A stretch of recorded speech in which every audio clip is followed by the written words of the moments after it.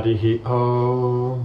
Sahana Bhavatu, Sahanao Bhunaktu, Sahaviryan Karavavahai, Tejasvinavadhitamastu ma vidvishavahai. Om Shanti Shanti Shanti. Om Jaya Sri Krishna Chaitanya Prabhu Nityananda, Shri Advaita Gadadhara Shivasari Gaura Bhakta Vrinda. Hare Krishna Krishna Krishna Hare Hare, Hare Rama Rama Rama Hare Hare. Jai. So here now the armies are preparing, and Duryodhana has sent over Shakuni's son, Uluka, to give a message to Yudhishthira. In other words, just to harass him, like that. So then Uluka says, I will only speak what Duryodhana has told me to say, and nothing more. Yudhishthira smiled and showed Uluka to a seat in his tent. Do not fear, you may speak freely here. Tell us what the small-minded Duryodhana, driven by greed and lacking in foresight, has said. So he's made his whole comment about the character of Duryodhana in just that one sentence, right? Even though Duryodhana may be, how his behavior is, one might be afraid to speak. But Yudhishthira is saying you don't have to worry about that here. And you can see Uluka looked around the tent. All the Pandava chiefs were present. With their bright armor and colorful silks, they resembled glowing planets decorating the firmament. They were all watching him and waiting for the message. When Uluka had finished, the Pandavas leapt from their seats. Speechless with rage, they stared at each other and ground their teeth. Their breath came in hot blasts, and they seemed like infuriated serpents. Bhima's eyes turned red, and he looked across at Krishna, who laughed and said, "O Uluka, go back to your master and tell him we have heard his message and understood its meaning. Let it be as he says. The battle will begin tomorrow." Having heard Duryodhana's abusive words, the assembly of kings resembled the storm-crossed ocean. They rose up roaring and slapped their arms. Rubbing his hands together, Bhima roared, "O fool, we have heard your words," intended to rouse us to action as if we were weak and inactive. Uluka, carry my reply back to your master. Duryodhana, only due to respect for our elder brother have we tolerated you for so long. The virtuous Yudhishthira has offered peace. You have refused. Pushed by your own fate, you now desire to meet Yamaraj. The battle will certainly begin tomorrow. I have vowed to slay you and all your brothers. Do not doubt my power to carry out this vow. The ocean may transgress its banks. The mountains may split asunder, but my words will not prove false. O you of little sense, not even the gods and demons combined can save you now. I will drink Dushasana's blood and grind the rest of the Kauravas into the earth. Any Kshatriya approaching me in anger will at once go to death's abode. I swear by my soul that I speak the truth. Sahadeva then stepped forward. Tell this to the fool who gives you orders. Only because of you has this dispute arisen. You are born for the destruction of your own race, and indeed of the world. Goaded on by Shakuni, you have always acted with evil intentions towards us. You will soon be slain by me before all your warriors. Duryodhana's message was creating a tumult in the Pandavas' tent. The kings and warriors shouted and waved their weapons at Uluka. Arjuna calmed them. He then turned to Bhima and said, "O Bhimsena, be patient. Those who have made you their enemy will soon be destroyed. Nothing can save them. There's no need to rebuke Uluka. He is only an envoy. What fault can an envoy commit? The words he spoke were not his own." Arjuna looked at the assembled kings.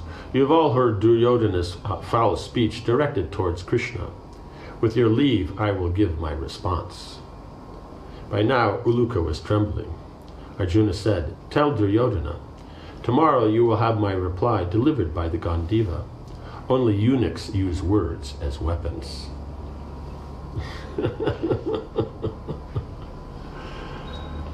Arjuna took a seat by Yudhishthira's side, who then said, I have heard your master's words, Uluka. Tell him in reply. O fool, you have ever adopted an evil course with us. Although you lack power, you now challenge us to war. Depending on others' prowess, you utter threats. A real Kshatriya fights his enemies depending on his own power. Since you aren't able to do so, why do you roar so much? Because he's making this whole scene, which is very true here, is that it's only because he has Karna and Bhishma and Drona. He says, when you see all of them out there, then you'll be afraid. You'll wonder why you're here. They'll go running away.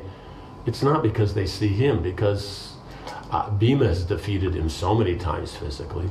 And we see that Arjuna has defeated him also twice, just in the last, very short time. And so, and that's not counting the Gandharvas, right?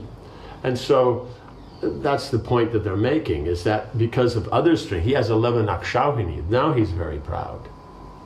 But the point is it's not his own strength. So his point is Kshatriyas, they fight on their own strength. But this is not, so it means he's good at politics. But, as a Kshatriya, the main point of a Kshatriya, the ability to protect and those things, that's not where his strength. Seeing that Yudhishthir had finished, right? So that was, Yudhishthir made that point. Arjuna only said that one sentence. You're just using words to harass others. But it says the real Kshatriyas, they just fight. They don't talk so much. So he's already insulted him there, and then Yudhishthir made his point. Seeing that Yudhishthir had finished, Uluka rose from his seat to depart. Krishna checked him. Also say this to Duryodhana. O sinful one, you think that I shall be of no consequence in this war, as I will not fight. Do not make such a miscalculation. I will act as Arjuna's charioteer, and you will see him everywhere, destroying your forces as fire burns dry grass. Even if you go beyond the 3 worlds or enter the nether regions, you will see Arjuna's chariot there tomorrow. No matter where you go, you'll see him. And Krishna can take, as we saw. Krishna took the chariot, driving. They went through the coverings of the universe, went to visit Mahavishnu. So when he says that, he's it's something he can do. You also think Bhima has indulged in idle threats, but you can consider that he has already drunk Dushasana's blood. Neither Yudhishthir nor his brothers are in the least afraid of you. You are only strong in speech. As Krishna stopped speaking, Arjuna leapt to his feet. He was not satisfied with the curt response he had given to Duryodhana. He spoke again. Tell this to your master. O worst of men, having installed Bhishma as your commander, you are boasting that Arjuna and his brothers will never attack him, but I will make him my first target. Arjuna's voice seethed with restrained rage as he went on. Although the worshipful grandfather's senses are under control, and he possesses great wisdom, he has taken your side and chosen to die. I will not hesitate to direct my arrows toward him. O Duryodhana, your hopes are in vain. You are arrogant, harsh, inhuman, addicted to vice, partial, and you hate virtue. You will soon receive the consequences of your nature. When I am angry and have Krishna as my second, what hope can you have for success? Your relatives will soon lament your death. When you are struck down by Bhima, you will recall your foolishness, right? So maybe now he won't, but when Bhima actually strikes you down, then you'll remember all this. And we have to remember, this is after 18, means the next day starts day 1, 18 days, and then it's the war is done. And so it's not a long time for all this to take place and all this to be effective. When Arjuna sat down, Uluka bowed before Yudhishthir, trembling with fear. Reassuring him, Yudhishthir said, Say this to Duryodhana also. You have judged me improperly. I do not desire to harm even worms or ants. What to speak of my relatives? Thus I was prepared to accept only 5 villages to avoid this war. It is only due to you that this calamity has arisen, O man of meager understanding. Overpowered by lust, you could not accept Krishna's advice. For that reason, you rant like one deprived of the senses. What is the use of your words? Come out and fight along with all your friends. Death awaits you. And we also have, can appreciate that Yudhishthir, because he has thing connected with Dharmaraj. So when he says death awaits you, then he's saying on strong ground here. Bhima wrung his hands together and breathed heavily. Although he would have accepted a peaceful solution to the conflict, he could not deny his joy at the prospect of finally confronting the sinful Kauravas. Uluka's message has stroked his long-cherished anger to the point of distraction. But he would have to wait until morning, right? Because if it was right now they said it and they could come out and fight immediately, then that was ideal. But he has to wait till the next day. It would be a long night. Suppressing his rage, Bhima spoke again to Uluka, even more harshly. This is my final word to Duryodhana. O sinful one, either remain in Hastinapur or lie in the belly of a vulture. Those are the only choices left for you now. I swear by truth that my words made in the council hall will come to pass. I will drink Dushasana's blood, and I will smash your thighs. Know me as the death of all Dhritarashtra's sons. As Uluka turned and bowed to the assembled kings, Drishtadyumna's voice rang out. O Uluka, tell Duryodhana I was born to kill Drona. He and all his followers will die at my hands. There is no doubt. What more need I say? Right? Because he was born from the fire just for that purpose. So means that he appeared means that will happen. Uluka went out of the tent backwards, bowing from his waist with his palms folded. He ran over to his chariot and leapt aboard, urging his horses back to the court of the camp. Yudhishthira began to move his army into position on the battlefield. Drishtadyumna appointed specific tasks to the principal warriors. Each chariot fighter was to protect the divisions of foot soldiers from the enemy charioteers. Equals should fight equals. The chiefs of the army were allotted chiefs on the opposing side. Bhima would fight with Duryodhana, Sahadev with Shakuni, Nakula with Ashwatthama, Shikandi with Bhishma, Uttamauja with Kripa, and Drishtadyumna would engage with Drona. Abhimanyu, whom he considered as powerful as Arjuna, was ordered to engage with all the kings supporting Duryodhana, while Arjuna had the task of protecting the entire army. Gradually, the Pandavas' forces arrayed themselves. By evening, everyone was in position, ready to march into battle the next morning. Duryodhana was sitting amid all his generals when Uluka returned and delivered the Pandavas' replies. The prince sneered and turned to Bhishma. The war begins tomorrow, O grandfather. What should be done now? Bhishma, having surrendered himself to the certainty of war and the hopelessness of making Duryodhana see sense, replied, After bowing before Kumara, the god of war, I will act as your general.